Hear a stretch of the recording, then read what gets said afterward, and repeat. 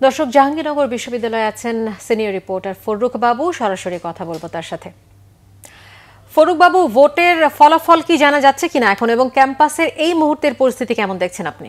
নিয়ম অনুযায়ী বিকেল ৫টার সময় ভোট যে শিক্ষার্থীরা যে ভোট প্রদান করছিল তার শেষ হওয়ার কথা থাকলেও কোনো কোনো কেন্দ্রে সন্ধ্যা ৬টা ৭টা পর্যন্ত ভোট গ্রহণের কার্যক্রম আমরা দেখেছি এবং জানতেও পেরেছি। এবং সেই সাথে আসলে আমরা জানতে পেলাম কিছু সময় আগে যে এখনও বেশ কয়েকটি কেন্দ্রে নাকি ভোট গণনার ভোট গ্রহণের কার্যক্রম চলছে। শিক্ষার্থীরা সেখানে নাকি এখনও ভোট দিচ্ছে। তবে ইতিমধ্যে আসলে বিকেল ৪টার পরে এসে ছাত্রদল প্যানেলে যারা প্রার্থী রয়েছেন তারা ভোট বর্জন করেছেন এবং সেই সাথে আসলে পরবর্তীতে যে বাম সংগঠনের যেগুলো রয়েছে এবং সেই সাথে স্বতন্ত্র প্রার্থী যারা রয়েছেন তারাও বেশ কয়েকজন ভোট বর্জনের কর্মসূচি করেছেন এবং ইতিমধ্যে তাদের সবারই অভিযোগ প্রায় একই জায়গাতে, সেটা হচ্ছে যে অতিরিক্ত ব্যালট ছাপানো এবং সেই ব্যালট পেপার যে বিভিন্ন ভোট কারচুপি এবং ব্যালটের তারা জানিয়েছেন যে আসলে যারা ভোট বর্জন করেছেন যে চারটি সংগঠন এই প্যানেল থেকে কিছুক্ষণ আগেই তারা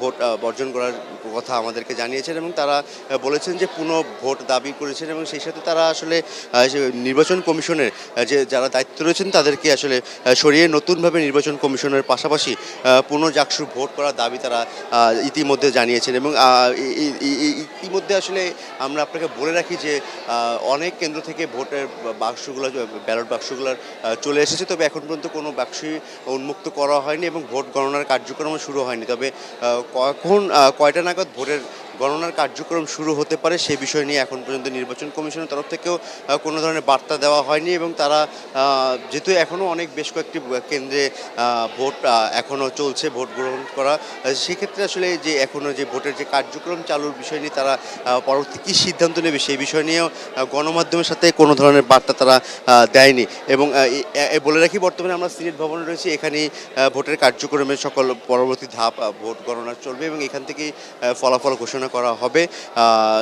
সেই সকল ধরনের আসলে কার্যক্রমের প্রস্তুতি এখানে নেওয়া হলো। আসলে বেশ কয়েকটা কেন্দ্রের এখনও ভোট কার্যক্রম শেষ না হওয়াতে এখন পর্যন্ত কোনো ধরনের করতে হবে। তবে আমরা আসলে চেষ্টা করব এখানে যে নির্বাচন কমিশনের দায়িত্বে রয়েছেন তার সাথে একটু স্যারের সাথে কথা বলতে চেষ্টা করব যে স্যার, এখন পর্যন্ত আসলে কী পরিমাণ ভোট কাস্ট হয়েছে এবং আরও কয়টি কেন্দ্র বাকি রয়েছে ভোট গ্রহণের, বা কয়টা নাগাদ থেকে আপনারা ভোটের কার্যক্রম শুরু করতে পারেন স্যার?